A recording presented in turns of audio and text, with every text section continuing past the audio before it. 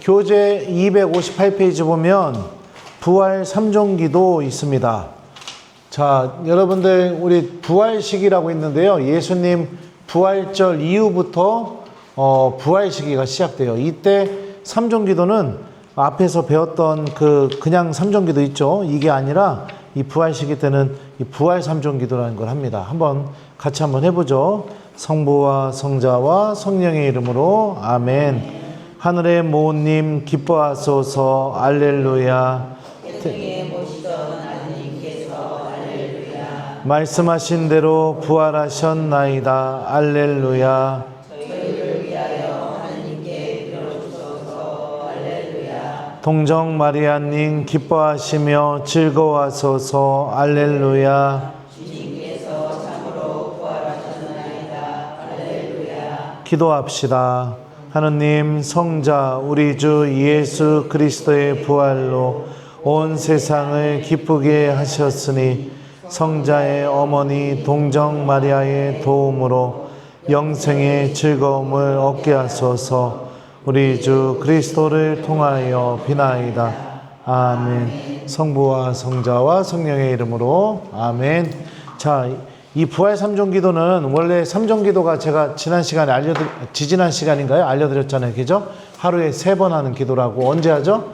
아침 6시, 그 다음에 점심 12시, 저녁 6시에 이렇게 해서 하루에 3번. 옛날에는 성당에서 종을 쳐주면 그 종소리를 듣고 3종 기도해야지 하고 이렇게 기도를 바쳤었어요. 근데 이 부활 3종 기도는 뭐냐면 부활 시기 동안에 평상시에 바치는 3종 기도가 아니라 우리가 방금 했던 이 기도를 바치는 겁니다. 이 기도문 내용을 보면 하늘의 모님 기뻐하소서 알렐루야. 태중에 모시던 아드님께서 알렐루야. 말씀하신 대로 부활하셨나이다. 알렐루야. 이런 내용이에요. 생각해봐요. 예수님이 십자가에 못 박혀서 죽었을 때 누가 가장 고통스러웠을까요? 엄마가 가장 고통스러웠죠. 근데 그 아들이 부활했어요. 그러면 누가 가장 기쁠까요? 엄마가 가장 기쁘죠. 그래서 성모님과 함께 내가 예수님 부활의 기쁨을 같이 기뻐하는 기도예요. 그래서 이 부활 시기 때는 이렇게 우리의 어머니이신 성모님과 함께 내가 같이 기뻐하는 마음으로 이렇게 기도하는 부활 3종 기도 이렇게 같이 한번 해봤습니다. 자, 이번 시간에는 지난 시간에 빼먹었던 몇 페이지죠? 13과 맞죠? 네. 지난 시간에 천주의 성모 마리아 성모님부터 먼저 배웠었어요. 자, 13과에 대해서 우리가 같이 한번 나누도록 해보겠습니다. 자, 사랑하는 사람이 있습니다. 그 사람이 무엇인가를 가장 바라는 게 있어요. 예를 들어서 여러분들 자녀들이 있는데 지금은 다 컸죠. 자녀들이 다 컸는데 예를 들어서 내 자녀가 대학 수학능력시험, 대학교 가는 시험을 앞두고선 그 시험을 열심히 공부하고 있어요. 그러면 여러분들은 어떻게 할 거예요? 밤늦게까지 공부하는데 1번 그냥 공부를 하던 말던 TV 소리 그냥 크게 켜고 밤늦게까지 난 TV 보고 내 아들이 내 딸이 공부하던 말도 아무 상관 안 쓴다. 2번 애가 공부하니까 TV도 좀 자제하고 그리고 시험 좀 잘 봤으면 하는 마음으로 기도도 하고 그리고 시험 보러 가는 날에는 내가 일이 손에 안 잡혀가지고 내 아들, 딸이 시험 잘 보기를 바라는 마음으로 하루 종일 기도하고 그럴 것 같다. 몇 번이에요? 2번. 왜 그래요? 엄마니까. 다시 말하면 누구보다도 내 아이를 사랑하고 있으니까 그런 일이 생기게 됩니다. 사랑하게 되면 사랑하는 네가 바라는 거, 원하는 거를 이제 글자도 잘 안 써지네. 오늘 힘들어서 그래. 원하는 것을 함께 같이 바라게 되는 그런 일이 벌어지게 돼요. 같이 바란다. 같이. 함께 원한다. 이게 사랑하고 있을 때 나타나는 현상이에요. 그죠? 사랑하고 있을 때. 자, 그러면 두 번째로 예를 들어서 여러분들 자녀가 아무도 모르게 엄마한테만 뭘 부탁했어요. 엄마, 나 이거 진짜 꼭 해야 되는데 엄마가 이거 도와줘야 돼. 그러니까 뭐 돈 달라는 것도 아니고 그냥 뭐를 해달라고 이렇게 뭐 부탁을 했어요. 그러면은 여러분 어떻게 할 거예요? 1번 부탁하던 말든 그냥 신경도 안 쓰고 그냥 내 삶을 산다. 2번 내 아이가 이거 꼭 해달라고 부탁했으니 내가 이거 꼭 해준다. 몇 번이에요? 왜요? 왜 그래요? 사랑하니까. 예. 그래서 사랑하는 이가 저기 뭐예요? 부탁하는 거. 이거를 그냥 무시할 수가 없는 거예요. 그죠? 네. 제가 유학을 가게 될 때 언제 유학을 갔냐면 2010년도에 유학을 갔어요. 2010년 1월 달에. 그러면 이제 보통 성당에서 이렇게 교우들하고 같이 지내는 신부님이 아니라 이제 공부하는 신부님으로 살아야 되는 거예요. 공부하는 신부님으로 살려면은 이렇게 교우들하고 같이 미사할 수 있을까요? 못해요. 그냥 혼자서 미사하고 그리고 난 다음에 학교 가서 수업 듣고 집에 와서 숙제하고 공부하고 이게 삶의 전부란 말이에요. 그러면은 여러분들 미사 좀 이제 나와봐서 아시겠지만 신부님이 미사 때 입는 옷이 색깔이 다양하죠. 이것도 나중에 배울 거예요. 색깔이 무슨 의미를 갖고 있는지. 그러니까 그러면 옷이 여러 벌이 있잖아요. 미사 때 입는 옷이 여러 벌이 있고. 그리고 또 지금은 이렇게 반팔 셔츠에다가 이렇게 신부님 옷을 입었지만 미사 전에는 또 신부님이 하얀색으로 된 이렇게 긴 치마도 입잖아요. 그걸 수단이라고 해요. 그것도 있고. 근데 제가 곰곰이 생각해 보니까 그거 가져가 봐야 입을 일이 없는 거예요. 혼자서 미사하니까. 그러니까 약식으로만 이렇게 하는 거 있어요. 약식으로 입을 수 있는 옷. 그거 한 벌만 가져가면 되지. 그거 막 알록달록한 거 그 제의를 다 가져갈 필요가 없는 거예요. 그래가지고서 이제 이걸 어떻게 할까 고민하다가 엄마한테 맡겼어요. 그거를. 엄마, 이것 좀 나 공부 마치고 돌아와서 입어야 되니까 공부 마치고 돌아올 때까지 보관 좀 잘해주세요. 그리고서 이제 나는 이제 이탈리아로 공부하러 떠났단 말이에요. 그 얼마 동안 공부했느냐? 8년 동안 공부를 했어요. 8년 동안. 8년 동안 엄마 얼굴도 그렇게 거의 보지도 못하고. 그리고선 8년 만에 한국에 돌아왔는데 돌아와서 이제 주교님이 저보고 본당 신부하라고 이렇게 성당 신부님으로 보냈단 말이에요. 그럼 보낼 때 저에게 뭐가 필요하겠어요? 미사를 해야 되니까, 예, 이제 교우들하고 미사를 해야 되니까 뭐가 필요해요?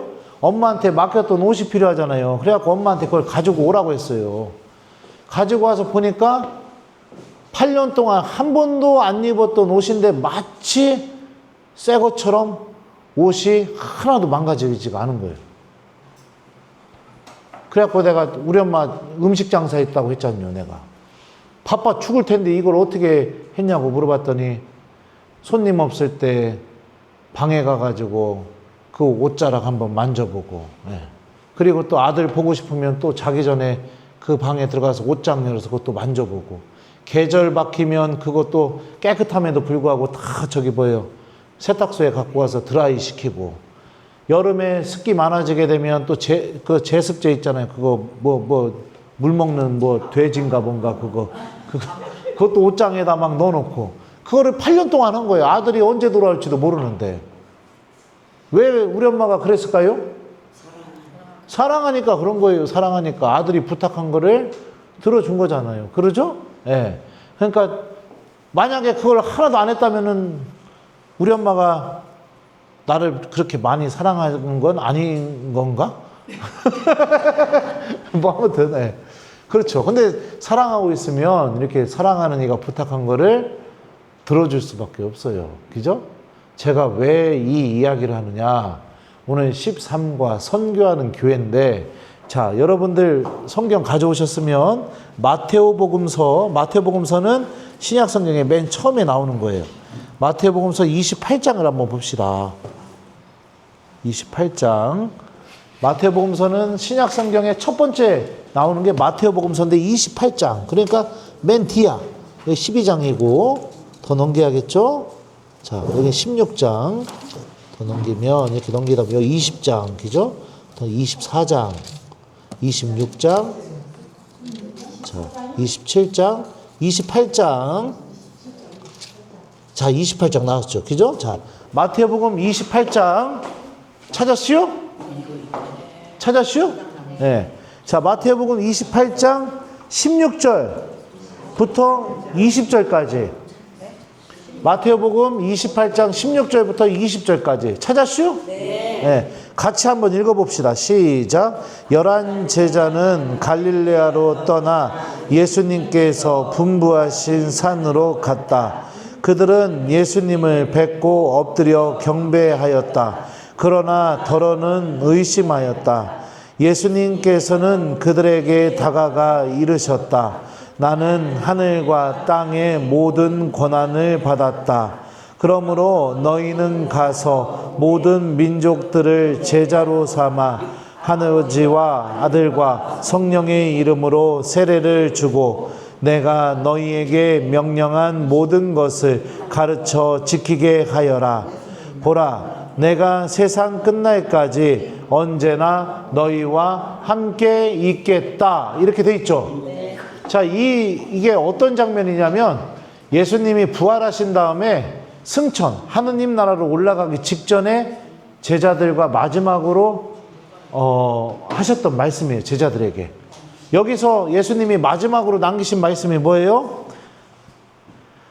너희는 가서 모든 민족들을 제자로 삼아 아버지와 아들과 성령의 이름으로 세례를 주고 내가 너희에게 명령한 모든 것을 가르쳐 지키게 하여라. 이게 예수님이 마지막으로 남기신 말씀이에요. 자, 그러면은 우리가 왜 이웃들에게 하느님을 전해야 될까요? 왜 하느님을 전해야 될까요?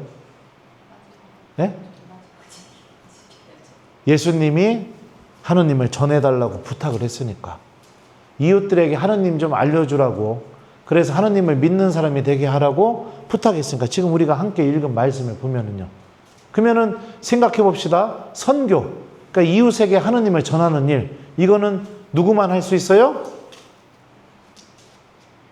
예수님을 정말로 사랑하는 사람만 선교하게 돼 있습니다. 그죠? 제가 저희 엄마한테 엄마, 나 이거 8년 뒤에 돌아와서 입어야 되니까 이것 좀 잘 좀 관리 좀 하세요 했을 때 엄마가 계절 바뀔 때마다 또 저 보고 싶을 때마다 옷장문 열어서 만져보고 옷이 하나도 상하지 않게 관리했던 것처럼 아들이 부탁한 거를 엄마가 들어줬던 것처럼. 그죠? 왜요? 사랑하고 있으니까. 그러니까 내가 나 친한 사람들, 그 다음에 또 내 이웃들에게 하느님을 왜 알리고 전해야 되느냐? 예수님을 사랑하고 있으니까 알리고 전하는 거예요. 여러분들 데리고 온 사람들 있죠? 그냥 왔슈? 성당에? 네? 누가 데리고 왔슈? 아, 자매님 혼자 왔고. 네. 누가 데리고 왔슈? 네, 거기 데리고 왔고. 네, 누가 데리고 왔슈? 혼자 왔슈? 누가 데리고 왔슈? 네, 대모님이 데리고 왔고. 누가 데리고 왔어요? 혼자 왔죠? 혼자 온 사람이 많네.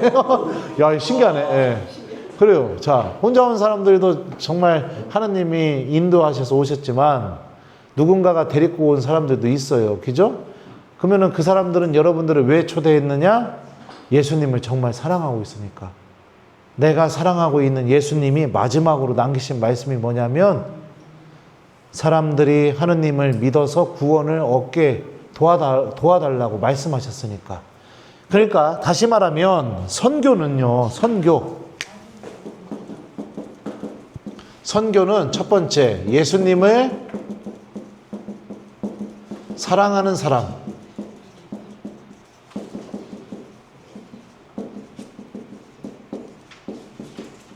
예수님을 정말로 사랑하고 있는 사람만이 선교하게 돼 있어요. 그러니까 내가 예를 들어서 천주교 신자가 되었는데 주변에 친한 사람들, 그 다음에 또 우리 가족들 중에 아무에게도 예수님에 대한 이야기도 안 하고 성당 가보자고 뭐 그런 초대도 안 해보고 막 그런다. 그거는 뭐냐? 내가 예수님을 사랑하는 사람이 아니라는 것을 의미합니다. 사랑하고 있으면 사랑하는 이가 부탁한 걸 들어주는 것처럼 내가 예수님을 정말로 사랑하고 있으면 이웃들에게 선교하게 돼 있는 겁니다. 복음을 전하게 돼 있어요. 두 번째, 우리 생각해봐요. 여러분들 자녀가 그럴 일이 있어서는 절대로 안 되지만 뭐 암이 걸리거나 뭐 그랬다고 생각해 봅시다. 근데 병원도 안 간다고 하고 치료도 안 받는다고 해요. 그럼 어떡할 거예요? 1번 그러면 그래라 이러고 만다. 2번 울고 난리를 치고 바닥에서 뒹굴고 뭘 하든지 간에 어떻게 쓰든지 병원에 가서 치료받게 만든다. 몇 번이에요? 2번. 왜요? 네? 큰일 나지. 안 될까. 살려야 되니까. 살려야 되니까 그런 거죠. 예, 예. 내 자녀 살려야 되니까 치료 안 받는다고 하면 난리를 칠 수밖에 없는 거죠. 그래 안 그려? 그죠? 살려야 되니까. 정말로 살려야 되니까. 예. 그런 것처럼 우리가 여러분들 이 믿음을 통해서 우리에게 주어지는 게 뭘까요? 신앙을 통해서 주어지게 되는 거. 하나님 믿게 되면 어떤 일이 벌어지게 돼요? 우리에게 무엇이 선물처럼 주어지게 될까요? 구원, 영원한 생명.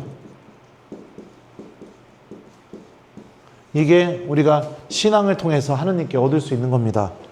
영원한 생명. 죽음 이후에 하느님의 구원과 영원한 생명을 얻을 수 있게 되죠. 자, 내가 사랑하는 사람들과 그 다음에 내 이웃들에게 선교한다는 것은 무엇이냐? 정말로 하느님의 구원을 믿고 있는 사람만이 선교하게 돼 있어요. 왜요? 살려야 되니까. 살려야 되니까. 그죠? 하느님의 구원을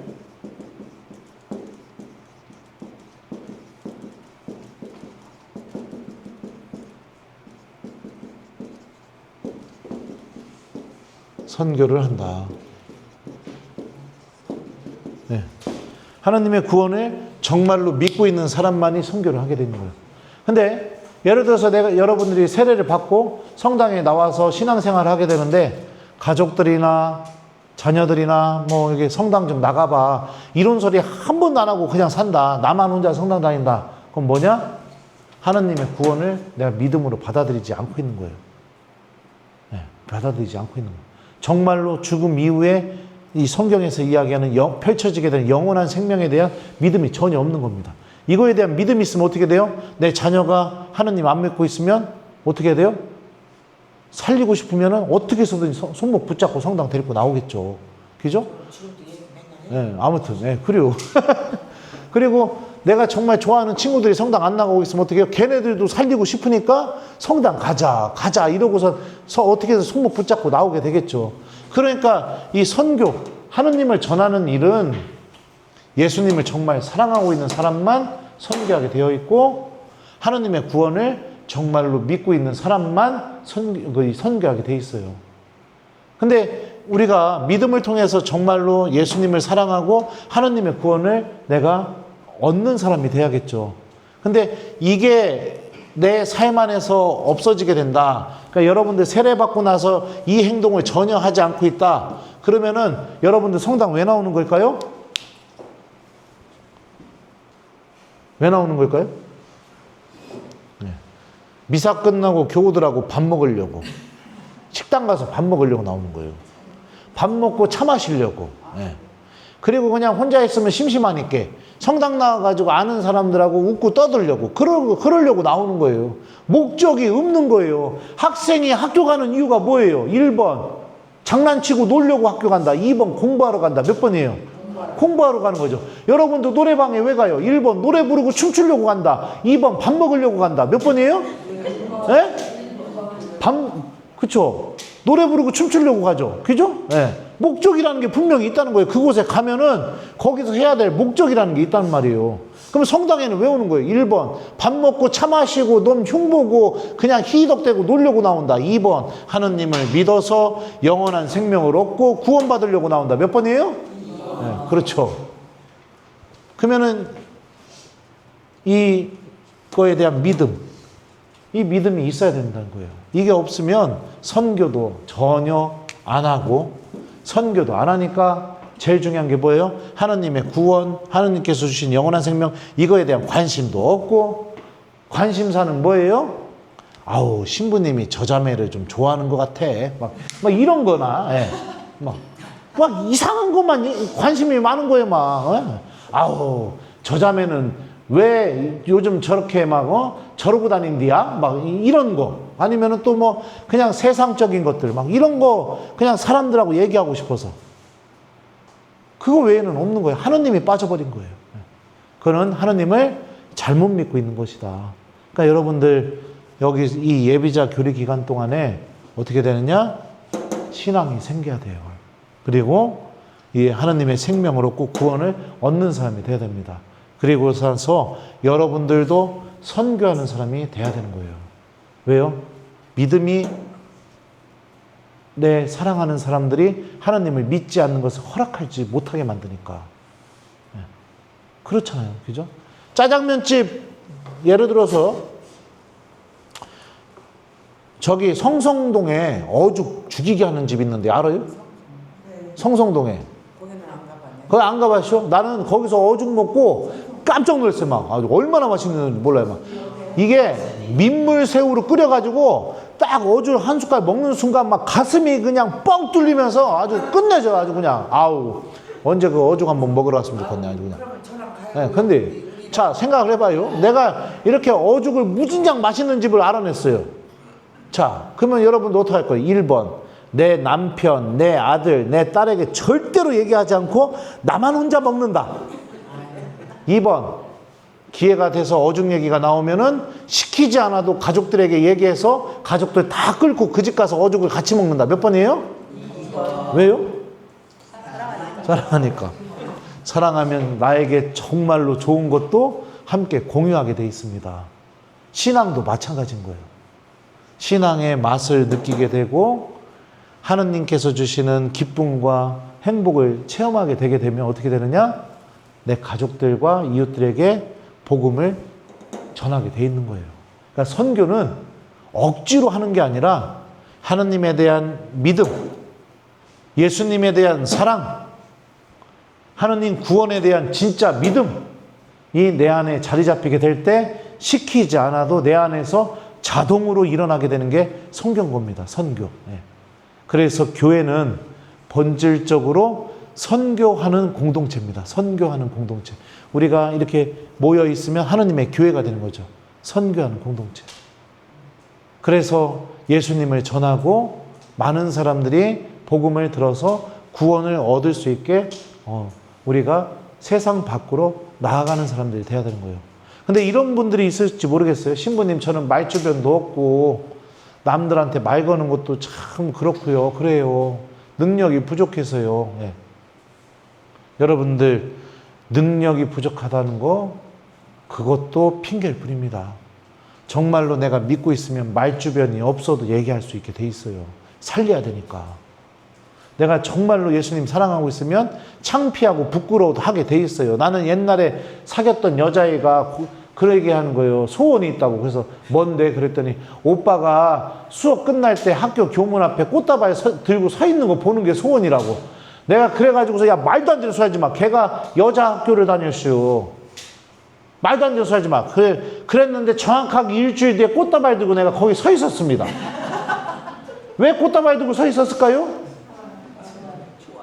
좋아하고 사랑하니까. 걔가 그걸 원한다고 하니까 창피하고 부끄러워도 하게 돼 있다고요. 이 사랑이 움직이게 만든다고요.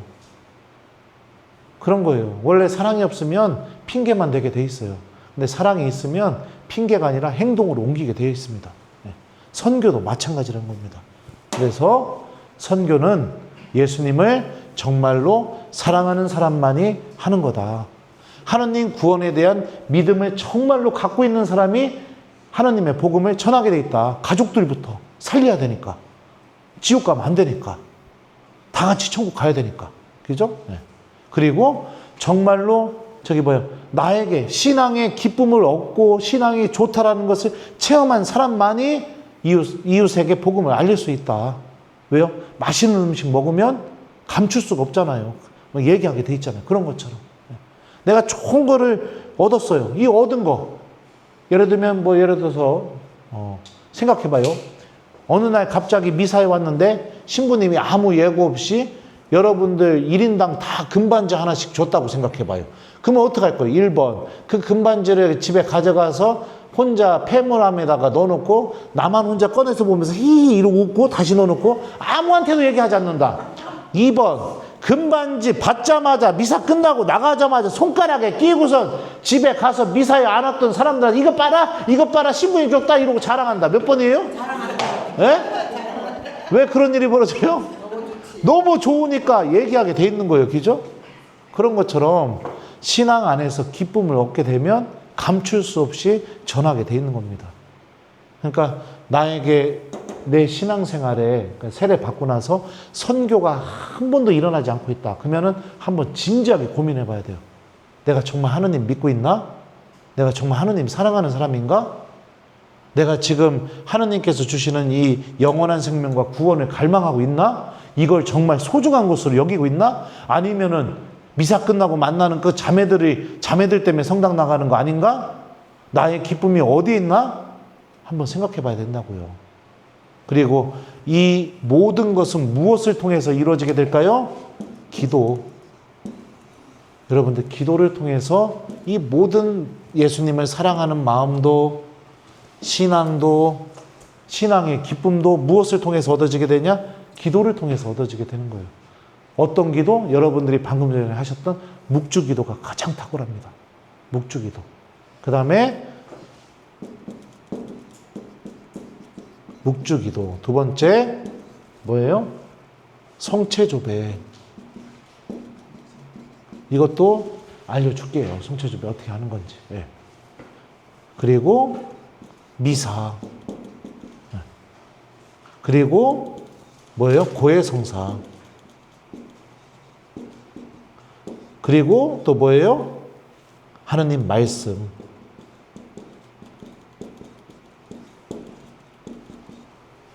이런 것 안에서 여러분들 신앙의 기쁨을 얻을 수 있어요. 사람들과의 만남 안에서 기쁨 얻으려고 하면은 그 기쁨은 너무나 불안해요. 왜냐하면 조금만 마음 상하게 되면 기쁨 관계였다가도 획 돌아서게 되고 상처 주고받게 되니까. 그러니까 사람 안에서 기쁨을 얻으려고 하지 마시고 하느님 안에서 기쁨을 얻으려고 하세요. 제가 얘기했나 모르겠지만 이번 여름에 우리 중고등부 애들 데리고 이제 캠프를 다녀왔어요. 근데 아이들한테 내가 그랬습니다. 이틀은 니들이 하고 싶은 거 신부님이 다 시켜줄게. 알아서 해봐. 그래갖고 애들이 막 프로그램을 짰어요. 애들이 가고 싶은 곳이 어디냐? 뭐 저기 수족관, 어마어마하게 큰 물고기 있는 수족관도 가보고 무슨 저기 뭐 방에 들어가서 같이 게임하는데 거기도 가보고 뭐 이것저것 애들이 하고 싶다는 거 다 해줬어요. 그리고 나서 마지막 날 내가 뭐라고 했냐면 하루는 신부님이 하고 싶은 거 하자. 그랬고 애들이 알았다고 했거든요. 그래갖고 제가 어떻게 했느냐? 수녀원에 집어 넣어버렸어요. 수녀님들 사는 수도원에다가. 예. 그것도 어떤 수도원이냐? 봉쇄 수도원. 그러니까 철청으로 이렇게 막혀 있어요. 못 나가게.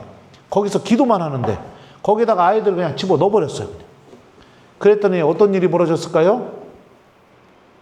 애들이 막 싫어했을까요? 참 신기한 일이 뭐냐면 아침에 이제 수녀님들 기도부터 함께 하려면 애들이 새벽 4시에 일어나야 되는데 제가 아이들한테 그랬어요. 니네들 너무 일찍 일어나는 거니까 4시부터 안 일어나도 된다. 새벽 미사부터 참여하자. 그랬는데 시키지도 않은데 아이들이 그 새벽 4시에 일어나서 수녀님들 기도에 다 들어가게 된 거예요. 애들이 저한테 뭐라고 했냐면 지금까지 여름 캠프 중에 가장 인상 깊은 캠프였대요. 왜요? 수녀님들하고 기도하면서 무엇을 느끼게 된 걸까요? 신앙. 하느님께서 주시는 기쁨.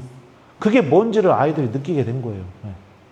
그러니까 시키지 않아도 새벽에 일어나서 기도하고 시키지 않아도 얘네들이 막 수녀님들한테 편지도 다 썼어요. 막 시키지도 않았는데. 그러니까 이런 일들이 벌어지게 됩니다. 그러니까 신앙인은 기도하는 사람이에요. 그러니까 기도가 항상 밑받침이 돼 있어야 여러분들 신앙을 얻을 수 있고 신앙을 얻어야 하느님께서 주시는 기쁨을 맛볼 수 있고 기쁨을 맛봐야 예수님을 사랑할 수 있고 그렇게 되면 내 안에서 어떤 일이 벌어지느냐? 선교가 일어나게 되는 거예요. 이게 여러분들 선교는 억지로 하는 게 아닙니다. 내가 정말 하느님을 믿고 있을 때 내 안에서 일어나는 일입니다. 이게 이 선교에 대한 의미예요. 자, 그러면 교재를 보죠.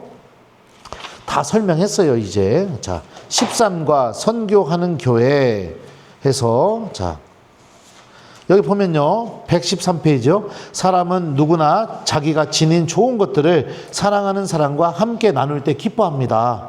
좋은 물건, 희망이 넘치는 기쁜 소식, 뛰어난 사상이나 아름다운 감정 등을 사랑하는 가족이나 이웃과 나누려는 마음은 인지상정입니다. 그리스도인들은 이 세상에 그 무엇과도 바꿀 수 없는 귀중한 보화를 지니고 있습니다. 그것은 주님이신 예수 그리스도에 대한 믿음과 희망과 사랑입니다. 자, 그러니까 예수님을 진짜로 믿고 있는 이들만이 선교할 수 있다. 이 책에서 얘기하고 있죠. 자, 다음 페이지 볼까요? 114페이지. 선교는 교회의 본질적 사명, 이렇게 돼 있어요. 교회는, 그러니까 우리 모두는요, 어떤 사명을 받고 있느냐? 선교해야 된다는 본질적인 사명을 갖고 있는 사람들이다. 자, 하나님의 백성이고 그리스도의 몸이며 성령의 성전인 교회는 이 세상에 예수 그리스도의 복음을 전파하고 실천해 보임으로써 온 인류가 하나님의 영원한 생명에 참여하도록 인도할 사명을 지니고 있습니다. 이것이 교회의 선교 사명입니다. 자, 하나님의 백성이고 여기서부터 교회의 선교 사명입니다. 여기까지 줄치세요. 이거 중요합니다. 자, 그 다음에 하느님 아버지께서는 인류를 구원하시려고 당신 아드님이신 예수 그리스도를 이 세상에 파견하셨습니다. 예수님께서는 이 세상에 하느님 나라의 기쁜 소식을 선포하셨고 구원의 진리를 드러내셨습니다. 또한 기도와 거룩한 생활을 통하여 하느님의 은총을 받는 길을 보여주셨으며 모든 인류를 대신하여 하느님께 가장 완전한 제사를 봉헌하셨습니다. 그리고 당신의 도움을 필요로 하는 모든 사람에게 겸손하게 봉사하셨습니다. 자, 예수님이 어떤 일을 하셨는지 여기서 나오는데요. 자, 여기 보면은 가로치고 딱 나와요. 중간에 예언자직이죠? 그 다음에 또 가다 보면은 가로치고 사제직 이렇게 나오고, 그 다음에 마지막에 가로치고 왕직 이렇게 나옵니다. 예언자직은 뭐냐면은 하느님 말씀을 전하는 직분을 예언자직이라고 해요. 그 다음에 사제직, 그다음에 왕직. 자, 예언자직은 하느님의 말씀을 전하는 거. 전하는 직분. 사제직은 뭐냐?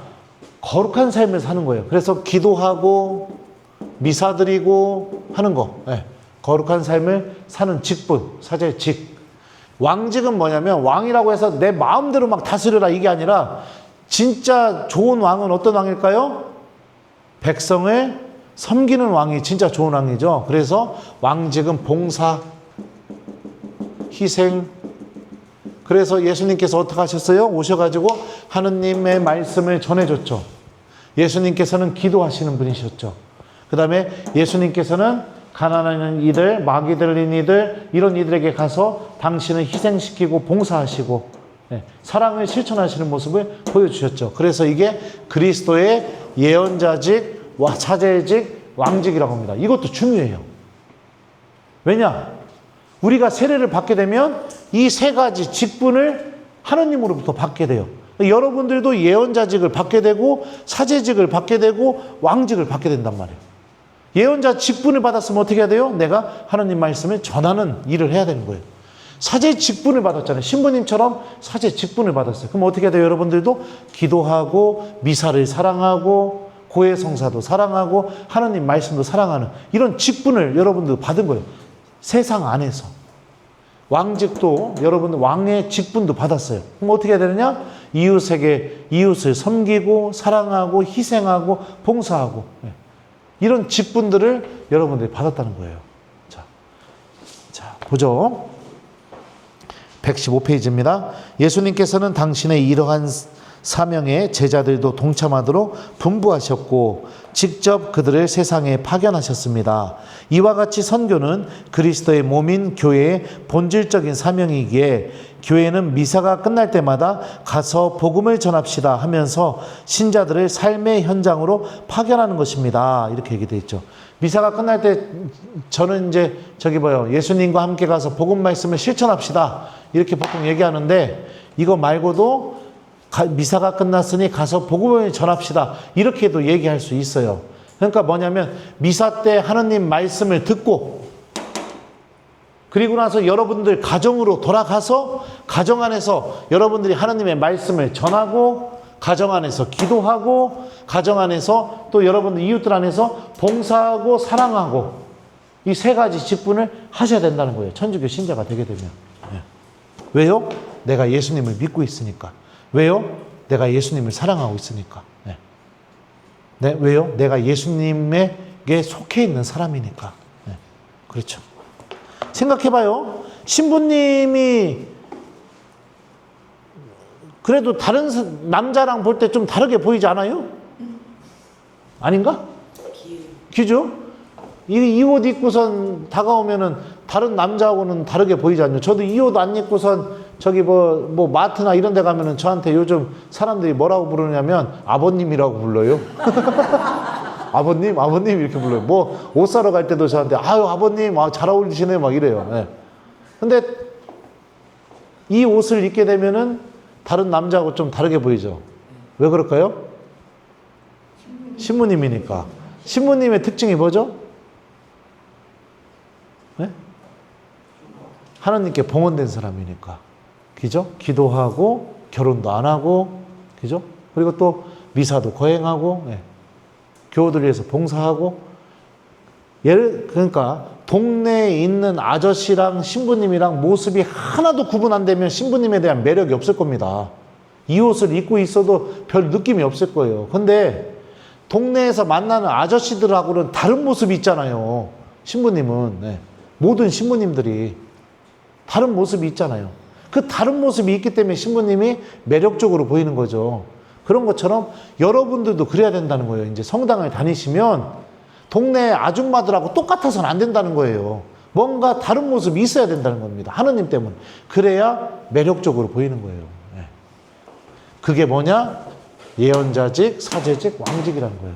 하느님 말씀을 이웃들에게 전하고 내가 기도하는 사람이 되고 이웃들을 사랑하고 봉사하는 사람이 되는 거. 이 세 가지 직분을 내가 잘 수행하는 것. 이 모습이 있어야 여러분들도 빛나고 매력적인 사람이 되는 겁니다.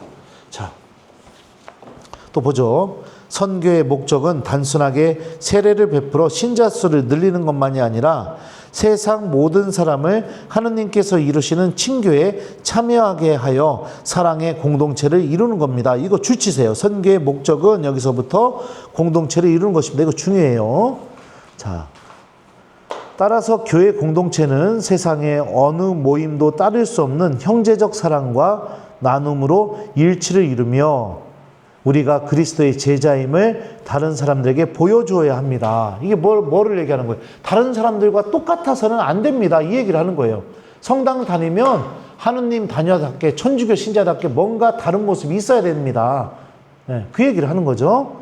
이러한 증거적 삶이 선교입니다. 선교란 무엇이냐? 이거예요. 하느님 말씀을 전하고 기도하고 이웃들을 사랑하면서 살아가는 거. 이게 자체가 선교라는 거예요. 네. 자,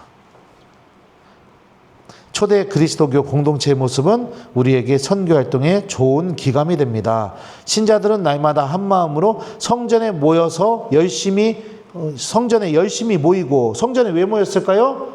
기도하려고, 그리스도의 사제 직분을 수행하는 거죠. 그 다음에 이 집 저 집에서 빵을 떼어 나누었으며, 이거는 미사를 드렸다는 것을 의미해요. 이것도 사제 직분을 수행한 거죠. 즐겁고 순박한 마음으로 음식을 함께 먹고, 자, 자기가 갖고 있는 음식을 함께 함께 먹었다는 건 뭐예요? 사랑을 실천한 거죠. 이거는 그리스도의 왕직을 수행했다는 것을 의미하죠. 그리고 네, 하느님을 찬미하며 온 백성에게 호감을 얻었다. 하느님을 찬미했다는 건 뭐예요? 하느님을 찬미하고 하느님의 말씀을 전했다는 걸 의미하죠. 그러니까 그리스도의 예언자직을 수행했다는 것을 의미하는 겁니다. 네. 자, 예언자직 이렇게 나와 있는데 보죠. 자, 이 예언자직의 핵심은 뭐냐면 하느님의 말씀을 내가 실천하고 전하는 사람이 되는 거. 이게 예언자직의 핵심입니다. 예언자가 뭐예요? 미래의 일이 벌어질 거를 얘기해 주는 사람을 예언자라고 하는 게 아니라 그거는 바깥 사회에서 성당 안에서 교회 안에서 예언자는 뭐냐면 하느님의 말씀을 전해주는 사람을 예언자라고 합니다. 네. 자, 그래서 여기 보면은요 116페이지 자, 우리가 그리스도의 복음을 전할 때에는 말과 행동으로 선포해야 합니다. 이게 예언자직에 대한 얘기예요. 자, 우리의 생활 자체가 그리스도의 복음 정신에 뿌리박고 그것을 몸소 실천하는 생활이 되어야 합니다. 그러니까 하느님의 말씀을 기억하고 나도 실천으로 옮기는 삶, 그리고 복음을 이웃에게 전하는 삶, 이게 예언자직을 잘 수행하는 거죠. 자, 우리는 그리스도인답게 가정 안에서 화목을 이루고 직장에서 성실하며 이웃과 친밀한 관계를 맺어야 합니다. 자, 이게 예언자직에 대한 설명입니다. 그래서 예언자직은 하느님의 말씀을 실천하고 이웃들에게 전하는 직분, 이렇게 이해하시면 됩니다. 아셨죠? 자, 사제직. 사제직은 뭐냐면 내가 거룩한 삶을 사는 게 사제직이에요. 제가 얘기했죠. 사제직은 무엇을 통해서 이루어지게 된다? 기도를 통해서 이루어지게 된다. 네. 기도하는 삶. 자, 사제직 볼까요? 교회는 예수님께서 온 세상을 구원하시려고 거룩하게 만드시는 일에 동참함으로써 선교 사명을 수행합니다.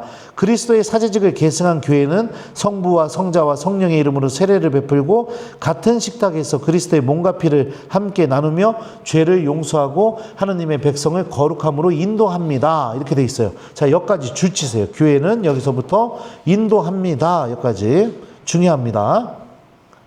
자, 그래서 사제직은요, 내가 기도하고 거룩한 삶을 사는 거, 이게 사제 직분이다. 이렇게 이해하시면 됩니다. 자, 그 다음에 마지막으로 왕직이에요. 왕직은 뭐냐면 사랑의 직분, 봉사의 직분, 희생의 직분이 왕직이에요. 네. 자녀들을 잘 다스리려면 엄마가 어떻게 해야 돼요? 맨날 때리고 잔소리한다. 아니죠? 네. 사랑으로 내가 보듬어주고 엄마가 먼저 희생하고 그러면 자녀들을 더 엄마가 잘 다스릴 수 있겠죠. 자녀들이 엄마 말을 잘 듣고 그럴 수 있겠죠. 그것처럼 왕직은 사랑의 직분입니다. 자, 보죠. 왕직에 대해서. 교회의 선교 사명은 또한 세상에 봉사함으로써 이루어집니다. 예수님께서는 만왕의 왕으로 이 세상에 오셨지만 그분의 왕국은 이 지상의 왕국이 아니라 참 행복을 이루는 하느님 나라입니다. 그리고 예수님께서는 세상의 왕들처럼 사람들을 위해 군림하지 않으셨습니다. 그분께서는 섬김을 받으러 온 것이 아니라 섬기러 오셨습니다. 예수님께서는 최후의 만찬 때 제자들의 발을 씻기시면서 주님이며 스승인 내가 너희의 발을 씻었으면 너희도 서로 발을 씻어 주어야 한다. 내가 너희에게 한 것처럼 너희도 하라고 내가 본을 보여준 것이다. 하고 가르치셨습니다. 이와 같이 우리는 세상 모든 사람, 특히 보잘것없는 형제들에게 봉사함으로써 그리스도의 모범을 따라야 합니다. 여기 주치세요. 이와 같이 우리는 여기서부터 그리스도의 모범을 따라야 합니다. 여기까지. 이게 왕직입니다. 예수님의 모범을 따라서 내가 섬김을 받으러 온 사람이 되는 게 아니라 섬기는 사람이 되고 사랑을 받으려는 사람이 아니라 먼저 사랑을 베푸는 사람이 되는 것. 네. 이게 왕직이에요. 네. 자, 그래서 여러분들은 세례를 받게 되면 이 세 가지 직분을 하느님으로부터 받게 된다. 말씀을 전하는 직분, 기도하고 거룩한 삶을 사는 직분, 그 다음에 사랑을 실천하는 직분. 이 세 가지를 통해서 무엇을 할 수 있느냐? 선교를 할 수 있게 된다. 이 세 가지를 하면 내 안에서 어떤 게 일어나게 되느냐? 예수님에 대한 사랑이 생기게 된다. 이 세 가지를 열심히 하면 할수록 예수님에 대한 믿음이 생기게 된다. 그리고 믿음을 통해 하느님께서 주시는 생명과 구원을 얻고 싶어지게 된다. 그러면 믿음이 없는 가족들에게, 이웃들에게 자연스럽게 이 은총의 삶으로 초대하고 싶은 마음이 생기게 된다. 그래서 선교가 일어나게 된다는 것이죠. 자, 그러면은 이제 다 배웠어요. 그러면 118페이지 볼까요? 교회의 사도직 단체 이렇게 돼 있는데요. 자, 한번 보죠. 세례를 받은 신자들은 단체를 조직하여 효과적으로 사도직을 수행하기도 합니다.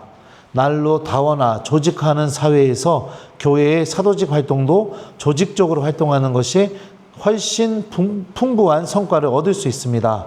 한국 천주교회도 레지오 마리에, 꾸르실료, 성령세심 봉사회, 농민회, 노동청년회, 실업인회, 언론인회, 학생회 등 직업별, 직능별, 관심 분야별로 전국 단위 또는 교구 단위 그리고 본당 공동체 안에 많은 사도직 단체들이 결성되어 활발한 활동을 하고 있습니다. 우리 본당에도 사도직 단체들이 굉장히 많이 있어요. 레지오 마리에도 있고 성가대도 있고 또 뭐가 있을까? 우리 교리교사회도 있고 또 구역 반모임도 있고 여러 가지 예수님의 이 선교 사명을 본당 안에서 이렇게 봉사하면서 수행하면서 하는 단체들이 많이 있습니다. 그래서 여러분들 이제 숙제 내줍니다. 숙제가 뭐냐? 이제 본당 안에 있는 여러 단체들이 있어요. 그죠? 단체들을 좀 유심히 살펴보고 나는 세례받으면 어떤 단체에 들어가고 싶은지 한번 여러분들이 알아보고 나서 저한테 좀 얘기를 한번 해주는 거 요거를 숙제로 줍니다. 그래서 나는 어떤 단체에 가입해서 한번 활동하고 싶은지 한번 알아보세요. 네, 여러분들 지인들에게도 알아보시고 정 모르겠다 하면은 우리 사무장님 아니면 선교분과장님한테도 물어보고 그렇게 해서 한번 관심 있으면 그게 뭐 하는 데인가 한번 이렇게 가서 한번 구경도 해보시고 그러면서 나는 어떤 단체에 가입해 볼까? 연령대별로도 있어요. 우리 형제님들 7, 80대 모임 요셉회, 그 다음에 5, 60대 모임 양업회, 형제님들 이런 모임이 있고 자매님들도 7, 80대 모임 안나회 있죠. 그 다음에 4, 50대는 없죠?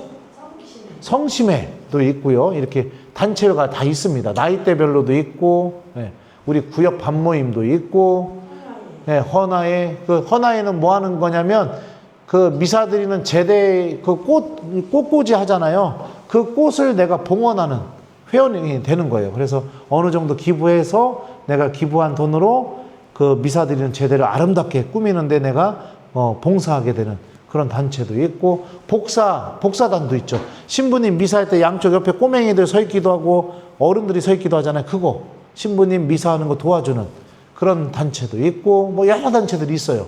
그래서 한번 여러분들도 한번 조사를 한번 해보셨으면 좋겠습니다. 그리고 추석 끝나고요. 한번 단체장들 좀 한번 한 2주나 3주에 걸쳐서 나눠가지고서 이렇게 들어와서 좀 소개하는 시간을 가지면 어떨까요? 아니면은 언제 날 잡고 한번 소개를 단체로 하던가. 한번 그거는 천천히 저랑 상의해 봅시다. 그렇게 해서 여러분들 꼭 단체에 가입하셨으면 좋겠어요. 저는 적극적으로 추천하는 게 뭐냐? 레지오 마리에.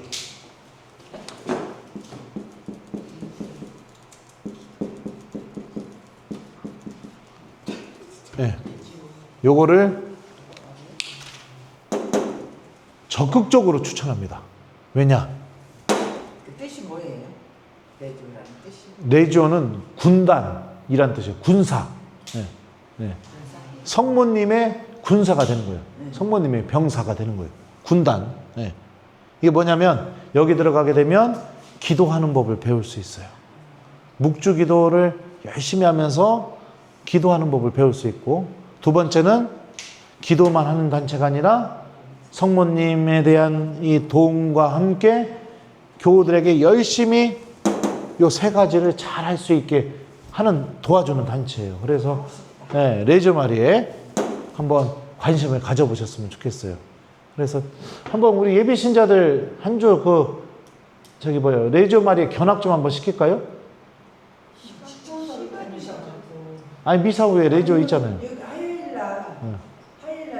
한 팀 여기 들어와가지고 좀 같이 해보라고 하면 어떨까요?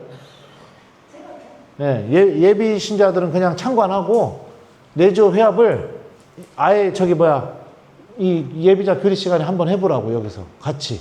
예비자들하고. 네, 참관. 근데 그거 한 번 해보고 다 안 한다고 할까봐 나 걱정되네. 한번, 예, 아무튼 방법을 연구해 봅시다. 예.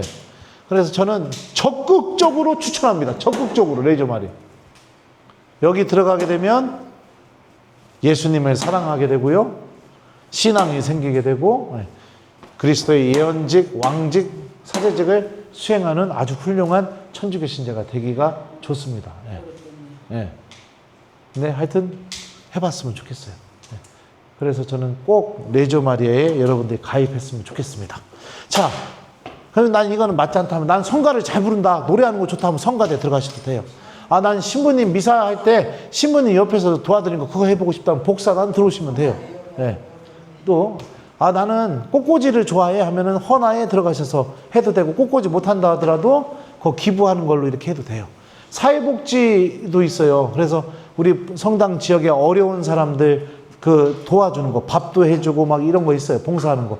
난 거기 가고 싶다면 거기 가서 하셔도 되고, 여러 단체가 있습니다. 그래서 여러분들 한번 관심을 갖고 해보셨으면 좋겠습니다. 자, 그러면은, 자, 교회는 선교 사명을 받았다.